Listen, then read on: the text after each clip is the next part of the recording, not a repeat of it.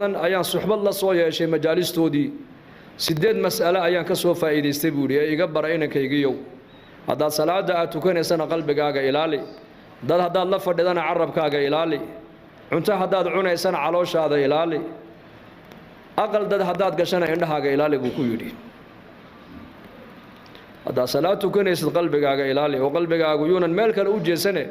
qalbigaagu salaada dhexdeeda ha ku mashquulo الله عز وجل الله هور جوجتو قلبك كون مشغولي دad hadaad la fadhidana wuxuu ku yiri carabkaaga ilaalso aqal dad hadaad gashana indhahaaga ilaalso cunto hadaad cunaysana ma aragtaan calooshaada ilaalso labana waliga ha iloobin buu ka yiri labana ha xasuusan labada uu ku yiri ha xasuusan waa labadee dadka wanaaga aad u samaysid waliga ha xasuusan buu ku yiri dhibaatada adiga ay ku geystaan ha xasuusan buu ka yiri اثنان لا تنساهما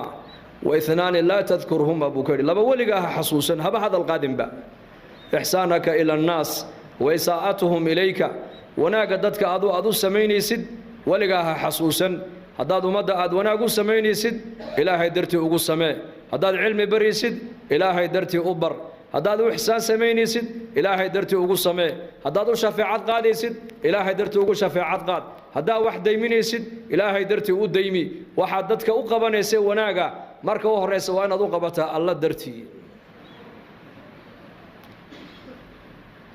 dhibaatada dadku ay kugu sameeyaan waliga xasuusan buu ka yiri iska ilow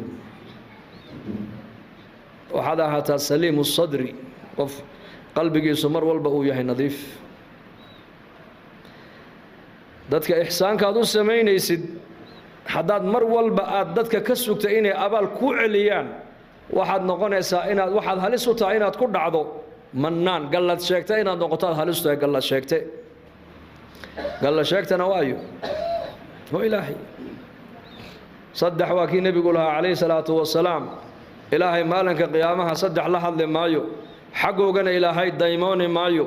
dambina ilaahay ka dhaafi maayo عذاب كلول أو درنا ويليهين صدح جرب نبي إريدا كعليي أبو ذر الغفاري أيايري خابوا وخسروا منهم يا رسول الله ويهوجين وين خسارين كواسي أييه نبي الله نوشك مرقاب النبي يقول المنان وكذاتك قلت شيكت أبو رسول كيري قلت شيكت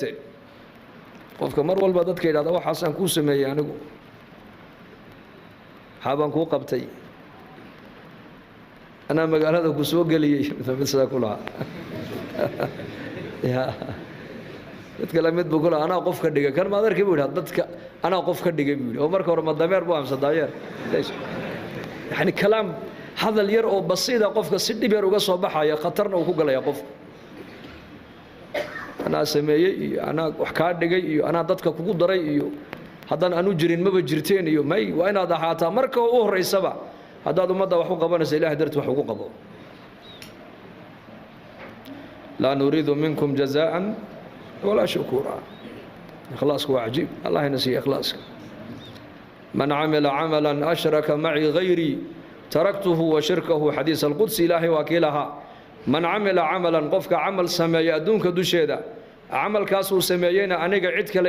يقول لريبا إلهي إيه شريك يلي عمل كيسا إيه شرك كيسا قيامها وأنوغتك أبا إلهي يلي صدح دقفة وقوه الرئيسة والنبي صلى الله عليه وسلم أن نارت اللي توري دوننا وصدح لي وعالم وتاجر صخيها هي نن مجاهدة هاي الله ملين ينو دينو دنتي صدح عمل هو وين بين الله إيمانا يان كانوا مجاهد بوها كانوا وحوها عالم بوها ومدوا علم جبر يقاربوها كانوا وحوها ما ركتان الصخيم مالقبين أيوه هاي حوله سوب حجري صدح دا عمل اللي مادن إلهي هرتي صدح دا عمل بوحة كلنا ما ركتان الشرك بكلنا لأن مركز إلهي أرنا يا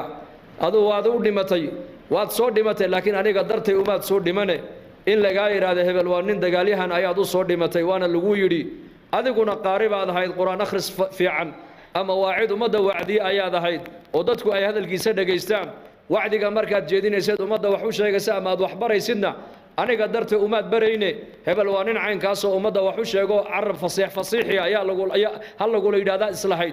kana waxaa la odhanayaa adiguna nin maalka bixiyaad ahayd oo meel kastoo khayra xoolaha waad ku bixinaysay hadday masaajid tahay hadday madaaris tahay hadday aytaam tahay laakiin waxaad u bixinaysay waa hebel waa sakhi hal lagu yidhaahdo saddexdiinaasi waa laynii yidhi adduunka dusheediiye agtayda waxaad ku leedihiin waa naarta ku tuura la odhan doonaa xadiidka Abu Hurayra radiyallahu anhu markuu sheegi jiray uu ooyi jiray uu kici jiray uu dhici jiray waa la kicin jiray uu ooyi jiray uu kici jiray markay naftu ay ka bixi inay ka baxdo halis u gaadho ayuu xadiidka nabigu ka maqlay uu sheegi jiray lillaahi wa inuu hada qofka muslimku waxa dadka u qaban ilaahay dartii ugu qabo waa inaad ku doontaa camalkaaga aakhiro camalkaaga adduunyada ha ku doonin Abdullah ibn Mubarak rahmatullahi alayhi ayaa lagu yiri manin naas dadi ayay yihiin noo sheeg markaasuu al-ulama dad hadii weydiiseen dad waxa weeyaan waa culimada waa dadka ilaahay cilmigiisa yaqaana waa dadka ilaahay yaqaana aakhirada yaqaana ee shariicada islaamka yaqaana dadkaas uun badada markaas lagu yiri famanil muluk kuwa hadii aad dad ku sheegtay hadana boqoraduna ayay yihiin markaas yiri az-zuhad waa dadka zaahidiinta adduunyada ka zaahiday ee adduunyada badbadkayga waxa dul yaala waxba aanan u arkayni markaas lagu yiri ma tawaaducana bal noo sheeg tawaaduc muxuu yahay markaas lagu yiri at-takabbur ala al-aghniya dadka hantiilayaasha oo agtaada aan waxba aanan u waxba aad u arkin oo agtaada qiimo aanan ku yeelan taas tawaaduc la yiraahdaa buu ku yiri markaas lagu yiri faman as-sufaha dadka sufahaduna ayay yihiin man gaabka aqliga aan lahayn wuxuu alladhi yaakulu diina bid-dunya waa qofka magac diineed xambaarsan laakiin magaca diineed haddana dadka adduunyo kaga doonay wajigiisa diineed adduunyada uu isticmaalaya kaasa safiiha buu yiri fanuhsin dadka haddaan wax u qabanayno haddaan wax u sheegayno haddaan wax barayno haddaan ihsaan u sameeyno haddaan infaaqinayno waxay naga noqonaysaa waa ilaahay dartii waxa kale uu ku yiri ninkaasi inankiisa markuu la dardaarmayay dhibaatada dadku ay adiga kugu sameeyaana ha xasuusan buu ka yiri waxaad noqotaa qof saliimu sadri qalbi fiican noqo qalbigaaga waa inuu ahaada nadiif muuminka qalbigiisu غل iyo xasad iyo buqdi waa inuu ka ahaada saliim waakii nabigu lahaa xadiis fi sunan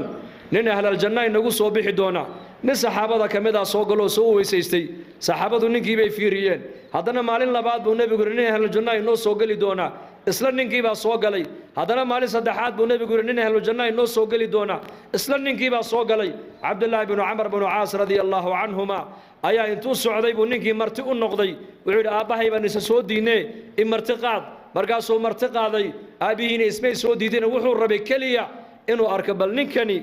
acmaasha uu ku mutaystay inuu noqdo ahlal janna ha soo aragtid buu ku yiri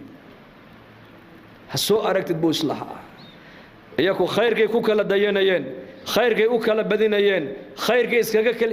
iskaga dayanayeen inagu laakiin maanta maxaan ku kala dayanaa